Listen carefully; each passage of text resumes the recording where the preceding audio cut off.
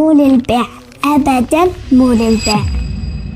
أصلا ما راح تلقونها بالأرض، لو لفيتوا لفيتوا لفيتوا لفيتوا ما راح تلقونها بالدنيا، لأن ما حد يملكها عشان يبيعها. يا حبيباتي، الراحة راحة النفس تنزل من فوق لتحت، مو العكس. يعني اللي يبي الراحة يطلبها من فوق. فوق يعني من وين؟ يعني من الله. تبين الراحة اطلبيها من الله، ترى هي حيل قريبة، مسافتها قريبة. لا مو المسافة اللي بينك وبين الطبيب، حيل أقرب من الطبيب. المسافة اللي بينك وبين الراحة إنك تنزلين راسك بالأرض وانتي ساجدة وتطلبين الراحة من اللي يملكها. بدون صلاة ما في راحة.